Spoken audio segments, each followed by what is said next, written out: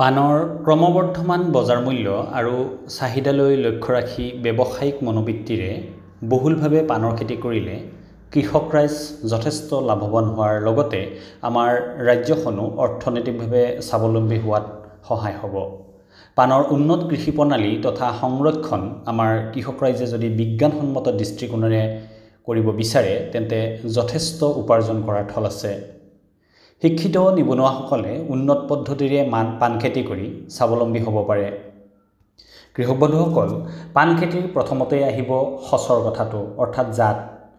অসমৰ বাবে উপযুক্ত পানৰ সচবোৰ হৈছে অসমীয়া পাণ, খাচী পাণ, গাৰো পাণ, মিঠা পাণ, নগা পাণ, কাৰ্বি পাণ ইত্যাদি। অসমীয়া জাতৰ পাণবিলাকক আমি জাতি পাণ বুলি কওঁ আৰু ই তুলনামূলকভাৱে ইয়াৰ যথেষ্ট জ্বলা বেছি, গতিকে ইয়াৰ চাহিদাও যথেষ্ট আমাৰ বজাৰত আছে। সেইদৰে এক বিশেষ গোন্ধৰ বাবে গান্ধৈ পাণ আৰু সুস্বাদুৰ বাবে আমাৰ মিঠা পাণৰ বজাৰ মূল্য যথেষ্ট আছে। কৃষক বন্ধুসকল, ইয়াৰ পিছত আহিল পাণৰ মাটি প্ৰস্তুতি। কিদৰে আমি মাটি প্ৰস্তুত কৰিব লাগে? পাণ খেতিৰ বিস্তাৰণ যিহেতু ডালৰ পৰাই হয়, গতিকে ইয়াৰ বাবে ২-৩ বছৰীয়া পুৰঠ ডালবোৰ কাটি আনি এফুট দীঘলকৈ বিভিন্ন টুকুৰা কৰা হয়, যাতে প্ৰতিটো ডালৰ টুকুৰাত ৩-৪টাকৈ গাঁঠি থাকে আৰু যথেষ্ট শিপা থাকে। এই ডালৰ টুকুৰাবোৰ প্ৰথমে নাৰ্চাৰীত পচোৱা হয়। ইয়াৰ বাবে মাটি, বালি আৰু পচন সাৰ সম পৰিমাণত মিহলাই তৈয়াৰ কৰা মাটিৰ মিশ্ৰণেৰে ৬০ চেণ্টিমিটাৰ বহল, আৱশ্যক অনুযায়ী আপুনি দীঘল কৰিব পাৰে আৰু ৩০ চেণ্টিমিটাৰ ওখ ভেটি বনাই লোৱা হয়।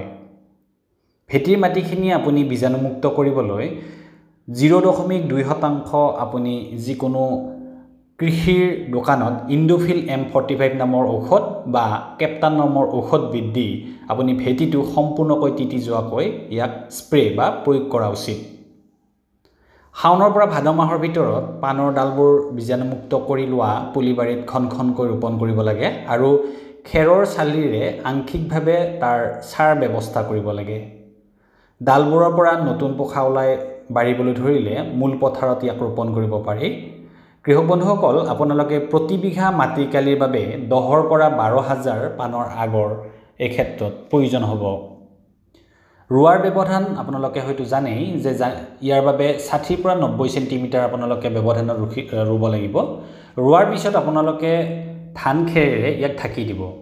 আগটোৰ যি কুমলীয়া অংশ মাটিৰ ওপৰত ওলাই থাকিব দিব আৰু বৰষুণ যদি নহয়, খৰাং পৰিস্থিতি যদি হয়, তেতিয়াহ'লে পানী ছটিয়াই থাকিব লাগে। পুলিবোৰ ঠন ধৰি নতুন পাত ওলালে খেৰবোৰ আঁতৰাই দিব লাগে। কৃষকসকল, ইয়াৰ পিছতে আহিব আপুনি খুঁটিৰ ব্যৱস্থা বা চালিৰ ব্যৱস্থা কিদৰে কৰিব। গুণবিশিষ্ট আৰু অধিক পাণ পাবলৈ পাণ খেতি কৰা মাটিডৰাৰ চাৰিওফালে বেৰা দিয়াৰ উপৰিও ওপৰৰ ফালে আপোনালোকে চালি দিব লাগিব। এই চালি আমাৰ গাঁওসমূহত পোৱা শৰণ খেৰ বা কামিৰ সহায়ত আপুনি পাতলকৈ সাজিব লাগে, যাতে জলঙাৰে ৰ'দৰ পোহৰ পৰিব পাৰে। চালিখন ২ মিটাৰ ওখ কৰি প্ৰতিটো পুলিৰ কাষত বাঁহৰ খুঁটি পুতি দিব লাগিব। ডাঙৰ হৈ অহাৰ লগে লগে ইয়াক বগাবলৈ সুবিধা কৰি দিব লাগিব আৰু খুঁটিৰ লগত আপুনি কলৰ চুচনি বা আমি উলু বনেৰে বান্ধি দিব পাৰোঁ। পিছলৈ ইয়াৰ নিজৰ নখৰ সহায়ত আপুনি বগাই যাব। তাৰ পিছতে আহিব আমাৰ অত্যন্ত গুৰুত্বপূৰ্ণ বিষয়বস্তু, সাৰ প্ৰয়োগ। পাণ খেতিৰ বাবে উত্তম সাৰ হৈছে খলিহৈ। প্ৰতি বিঘা মাটিকালিৰ বাবে ১ কুইণ্টেল খলিহৈ সাৰ যথেষ্ট। ৰাসায়নিক সাৰ আপুনি ব্যৱহাৰ কৰিব পাৰে। প্ৰতিজোপা পাণ গছত বছৰি ৩২০ গ্ৰাম ইউৰিয়া, ৬২০ গ্ৰাম ছুপাৰ ফছফেট আৰু ৮০ গ্ৰাম আপুনি মিউৰিয়েট অফ পটাছ সাৰ ব্যৱহাৰ কৰিব পাৰে।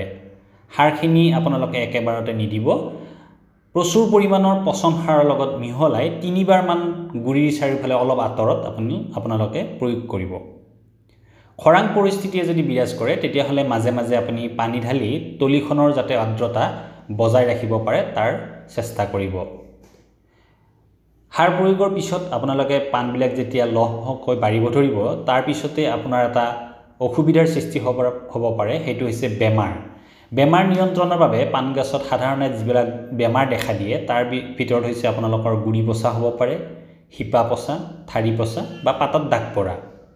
দৰাচলতে এই বেমাৰবোৰ নহবৰ বাবে ৰোৱাৰ আগতে মাটিত ডাইথেন M45 নামৰ দৰৱ আৰু 25 গ্ৰাম আৰু পৌছামাইচিন দৰৱ 1 গ্ৰাম আপোনালোকে 10 লিটাৰ পানীত মিহলাই মাটিত দি ল'ব লাগে আৰু বেমাৰ গছত যেতিয়া দেখা দিয়াৰ পিছতো এই দৰৱ আপোনালোকে ব্যৱহাৰ কৰিব বা স্প্ৰে কৰিব পাৰে কীট পতংগই যথেষ্ট পৰিমাণৰ অসুবিধাৰ সৃষ্টি কৰে পান খেতিত ইয়াৰ ভিতৰত ৰঙা পৰুৱা ক'লা পৰুৱা তাৰ বাহিৰেও মিলিবাগ বগা পখিলা মোৱা পোক ইত্যাদি আপোনাৰ লাগিব পাৰে গতিকে এইবিলাক নিবাৰণৰ বাবে আপোনালোকে ঔষধৰ দোকানত গৈ থাইঅডাইন বা এণ্ডোসালফান দৰৱ প্ৰতি লিটাৰ পানীৰ বাবে 1 চামুচ অৰ্থাৎ 5 মিলিলিটাৰ মিহলাই স্প্ৰে কৰিব পাৰে পান ৰোৱাৰ 5 পৰা 6 মাহৰ পিছৰ পৰা আপুনি পান ছিঙিব পৰা হৈ যায় 6 পৰা 8 মাহৰ ভিতৰত ই প্ৰায় 2 মিটাৰ ওখ হৈ যায় এই সময়ত পাতবিলাক টুকি গছবিলাক দুৱাই আনিব লাগে আৰু এফুটমান বাহিৰত পুনৰ বগাবলৈ ৰাখি বাকি অংশৰ গুৰিত পুতি দিব লাগে একেজোপা পান গছৰ পৰা এইদৰে কেইবাবাৰো আপুনি পান চপাব পাৰিব কৃষক বন্ধুসকল পান খেতি অত্যন্ত লাভজনক খেতি এই পদ্ধতিৰে যদি আপুনি পান খেতি কৰে তেতিয়াহলে 1 বিঘা মাটিৰ পৰা আপোনালোকে 10 লাখ খিলা আপুনি পান পাব পাৰে আৰু প্ৰতি বিঘা মাটিকালিত আপুনি সকলো খৰচ বাদ দিলেও আপুনি 15000 মান টকা আপুনি লাভত থাকে মিঠা পান যদি আপুনি কৰিব বিচাৰে এই ক্ষেত্ৰত কিন্তু উপাৰ্জন দুগুণ হ'ব পাৰে অসমৰ বাহিৰৰ ৰাজ্যৰ পৰা বছৰি কোটি টকাৰ মিঠাপত্তি পান বাংলাপত্তি পান বা বানাৰসী পান ৰপ্তানি কৰিব লগা হয় আমাৰ নগাঁও ধুবুৰী তিনিচুকীয়া ইত্যাদি ঠাইত বহুতো অনা অসমীয়া কৃষকে বুৰুজ দিয়া পদ্ধতিৰে পান খেতি কৰি বহুত টকা উপাৰ্জন কৰি আছে আমাৰ অসমৰো ক্ষুদ্ৰ আৰু উপান্ত কৃষকসকলে পান খেতি কৰি যথেষ্ট উপাৰ্জন কৰিবৰ থল আছে গতিকে শিক্ষিত নিবনুৱা যদি আগবাঢ়ি আহে তেতিয়াহলে এই পান খেতি কৰি যথেষ্ট উপাৰ্জন কৰাৰ থল আছে গতিকে এই পান খেতিৰ দ্বাৰা আমি বজাৰখন আমি যদি ল'ব পাৰো তেতিয়াহলে ভৱিষ্যতে এই পান খেতিৰ দ্বাৰা আমি যথেষ্ট উপাৰ্জন কৰাৰ আমি থল আছে গতিকে আজি ভিডিওটো ইমানেই পান খেতিৰ বিষয়ে যদি কিবা কমেন্ট কৰিব লগা থাকে তেতিয়াহলে এই ভিডিওৰ অন্তত আপোনালোকে কমেন্ট কৰিব আৰু আপোনালোকৰ এই ফাৰ্মিং সিস্টেমৰ উপৰিও আপোনালোকৰ যদি বিভিন্ন ধৰণৰ জানিব লগা থাকে পান ফাৰ্মিং সিস্টেমৰ লগত জড়িত বিষয়বস্তুৰ ওপৰত তেতিয়াহলে আপোনালোকে কমেন্ট কৰি জনাব মই এই বিষয়বস্তুৰ ওপৰত মই ভিডিও প্ৰস্তুত কৰিবৰ কাৰণে চেষ্টা কৰিম ধন্যবাদ